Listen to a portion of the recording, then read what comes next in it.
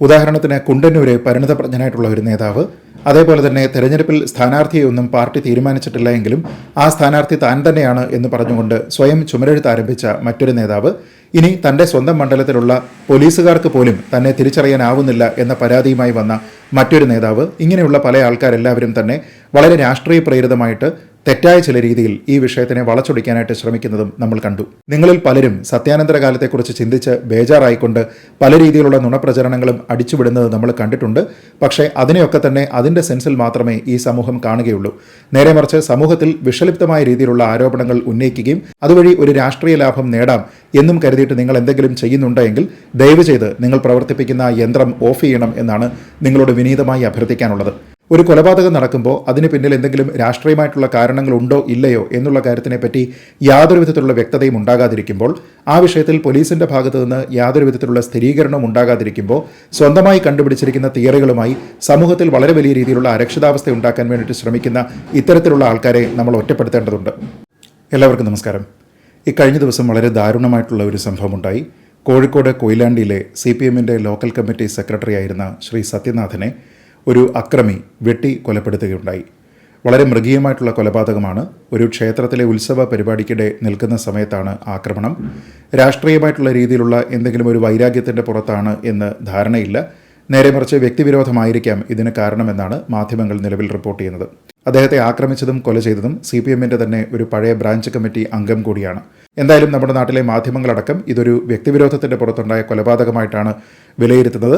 എന്തായാലും ഈ കൊലപാതകത്തിന് പിന്നിൽ രാഷ്ട്രീയമായിട്ടുള്ള പ്രേരണകളൊന്നും തന്നെ ഇല്ലാതിരിക്കട്ടെ എന്ന് പ്രാർത്ഥിക്കാം.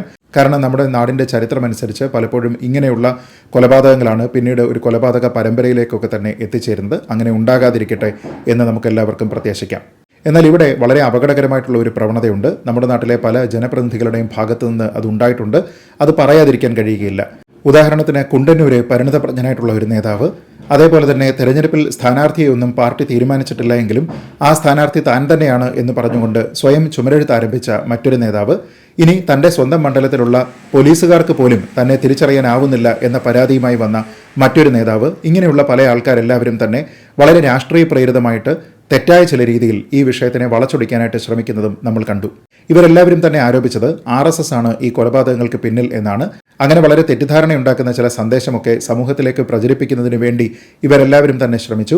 അതിൽ ചില ആൾക്കാരെല്ലാവരും തന്നെ പിന്നീട് കാര്യം മനസ്സിലായപ്പോൾ പോസ്റ്റ് മുക്കി. ചിലരൊക്കെ തന്നെ പോസ്റ്റ് എഡിറ്റ് ചെയ്തതിന് ശേഷം അതിൻ്റെ പഴയ വേർഷൻ ഹിസ്റ്ററി അതേപോലെ തന്നെ സൂക്ഷിക്കുന്നുമുണ്ട്. നമ്മളും അതോടൊപ്പം ഇവരുമെല്ലാം തന്നെ മനസ്സിലാക്കേണ്ടുന്ന ഒരു കാര്യമുണ്ട്.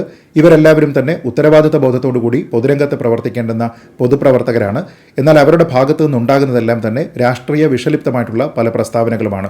ഒരു കൊലപാതകം നടക്കുമ്പോൾ അതിന് പിന്നിൽ എന്തെങ്കിലും രാഷ്ട്രീയമായിട്ടുള്ള കാരണങ്ങളുണ്ടോ ഇല്ലയോ എന്നുള്ള കാര്യത്തിനെപ്പറ്റി യാതൊരു വിധത്തിലുള്ള വ്യക്തതയും ഉണ്ടാകാതിരിക്കുമ്പോൾ, ആ വിഷയത്തിൽ പോലീസിന്റെ ഭാഗത്തു നിന്ന് യാതൊരു വിധത്തിലുള്ള സ്ഥിരീകരണവും ഉണ്ടാകാതിരിക്കുമ്പോൾ, സ്വന്തമായി കണ്ടുപിടിച്ചിരിക്കുന്ന തിയറികളുമായി സമൂഹത്തിൽ വളരെ വലിയ രീതിയിലുള്ള അരക്ഷിതാവസ്ഥ ഉണ്ടാക്കാൻ വേണ്ടിയിട്ട് ശ്രമിക്കുന്ന ഇത്തരത്തിലുള്ള ആൾക്കാരെ നമ്മൾ ഒറ്റപ്പെടുത്തേണ്ടതുണ്ട്.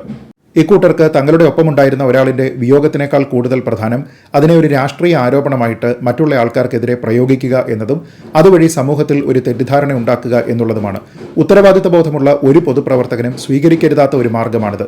നമ്മുടെ നാട്ടിൽ നമ്മുടെ കേരള പോലീസ് ഇങ്ങനെയുള്ള പല വിഷയങ്ങളിലും കലാപാഹ്വാനത്തിന് കേസെടുക്കുന്നത് നമ്മൾ കണ്ടിട്ടുള്ളതാണ്. പക്ഷേ ഈ വിഷയത്തിൽ ഇവർക്ക് ആർക്കെങ്കിലുമെതിരെ കേരള പോലീസ് അങ്ങനെ ഒരു നടപടിക്ക് മുതിരുമെന്ന് നമ്മൾ ആരും തന്നെ പ്രതീക്ഷിക്കുന്നില്ല. കാരണം ഇത് കേരളമാണ്. കേരളത്തിൽ കാര്യങ്ങളൊക്കെ ഇങ്ങനെയാണ് നടക്കുന്നത്. ഞാൻ ആദ്യം സൂചിപ്പിച്ചതുപോലെ ഏതൊരാളിൻ്റെയും മരണം അതീവ ദുഃഖകരമായിട്ടുള്ള കാര്യമാണ്. അതൊരു കൊലപാതകമാണ് എങ്കിൽ അത് തീർച്ചയായിട്ടും അപലപനീയവുമാണ്.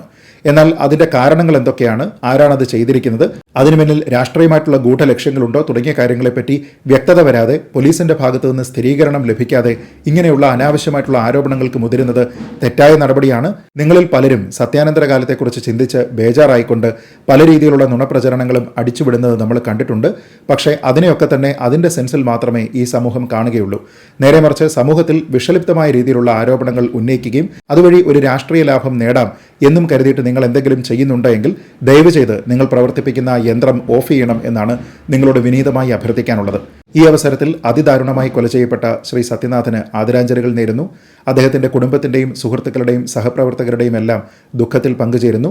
ഈ കൊലപാതകത്തിന് കാരണക്കാരനായ കുറ്റവാളിക്ക് എത്രയും പെട്ടെന്ന് നിയമം അനുശാസിക്കുന്ന പരമാവധി ശിക്ഷ ലഭിക്കട്ടെ എന്ന് പ്രത്യാശിക്കുന്നു. അതോടൊപ്പം തന്നെ ഇതിന്റെ പിന്നിൽ മറ്റാരെങ്കിലും പ്രവർത്തിച്ചിട്ടുണ്ടോ, ഇതിന് എന്തെങ്കിലും രീതിയിലുള്ള രാഷ്ട്രീയമായിട്ടുള്ള ഗൂഢലക്ഷ്യങ്ങളുണ്ടോ തുടങ്ങിയ കാര്യങ്ങളെല്ലാം തന്നെ ഒരു അന്വേഷണത്തിന്റെ ഭാഗമായി പുറത്തുവരട്ടെ എന്ന് പ്രത്യാശിച്ചുകൊണ്ട് ഈ വീഡിയോ അവസാനിപ്പിക്കുന്നു. ജയ് ഹിന്ദ്.